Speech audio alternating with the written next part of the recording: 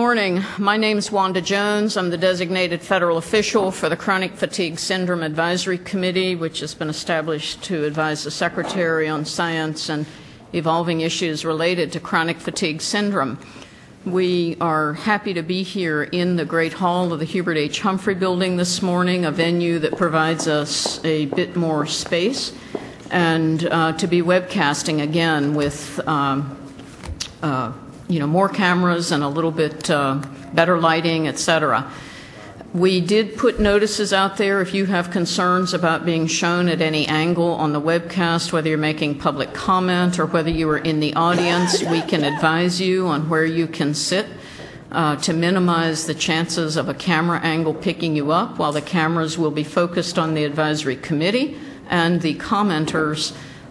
It cannot escape perhaps showing faces in the audience. So I'm the person, if you need to notify about, I don't want to be shown, please come see me, slip me a note or something. I'm going to turn now to Dr. James Oleski, who is the chair of the Chronic Fatigue Syndrome Advisory Committee, and then we'll come back to me for a few housekeeping notes this morning. Thank you very much, Wanda. And I do want to welcome many of the audience representing the families and the patients who have suffered long-standing with this disease. We hope that we will provide leadership and recommendations that will, in the end, help every patient and family cope with chronic fatigue syndrome by whatever guise or name it goes under, to receive the health and human services that my hero in life, Hubert Humphrey, was committed to. I suggest everyone, under his picture, look at the words he said. They're very apropos. And I want to welcome my committee, who's worked very hard. We have 3 subcommittees. They've all met since the last meeting, and they've all struggled with coming up with recommendations to improve the lives of Americans and worldwide, but Americans as our primary group, to improve their health status as it relates to chronic fatigue syndrome. There have been, since the last meeting, a number of exciting events. I used to, and still am, an AIDS provider for children, and I remember at the beginning of the AIDS epidemic, we only hoped that we could know what was causing it and therefore do something about it.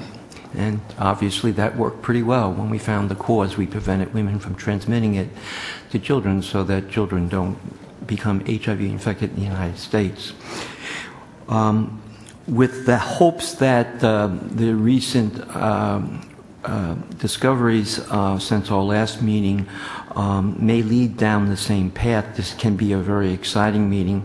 I would hope that we would make it a very positive meeting. And that is inform us so that we can make the very best recommendations possible to the new Health and Human Service Secretary about this disease. This is also my last meeting. I've been chair for 3 years, and there's going to be a new chair. I want to take a second to say thank you to the members of my committee that have worked so hard to make this, I hope, a successful 3 years. And I want to thank especially the innumerable numbers of families and patients who came and spoke at the microphones to give us the reasons why we're here in ways that were very both moving and frustrating for us to hear, but gave us the kind of energy we needed to try to do something about it. So with that, I'd like to call the Chronic Fatigue October 29th meeting opened, and we'll turn now to Wanda for the housekeeping. Thank you, Jim. And once again, welcome to our audience, welcome to our viewers on the webcast. And we will try to report throughout the day as we know numbers. At the spring meeting, we had over 100 viewers, I believe, on the first day and over 70 on the second.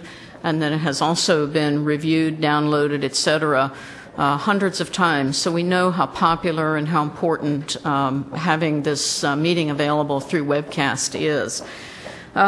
Just to help you sort of orient to this space, I'll come back to some details for you, but obviously I have to do roll call first. I even had a note here, but I overlooked it.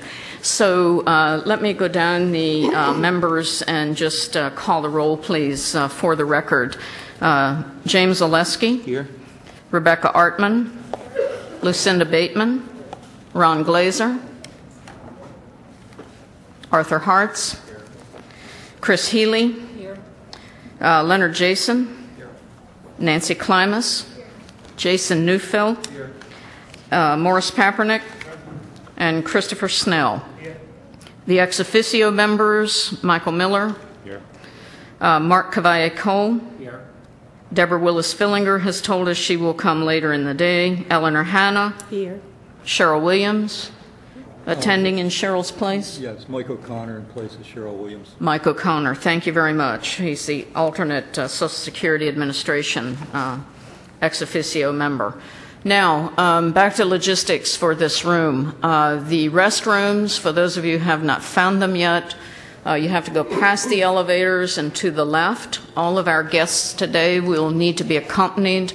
This building has very limited public space, and those are the most accessible restrooms for users of the Great Hall. We've placed water on the table in the back for the audience. There is a rest area in the back corner that includes a table with chairs and mats for your comfort.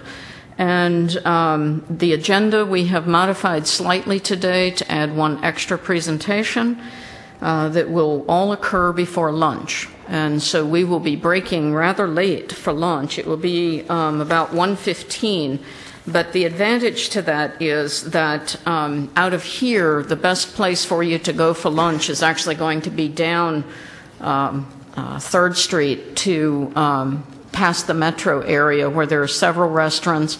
There's a CVS, there's Quiznos, various commercial lunch eateries, and you'll have from 1:15 until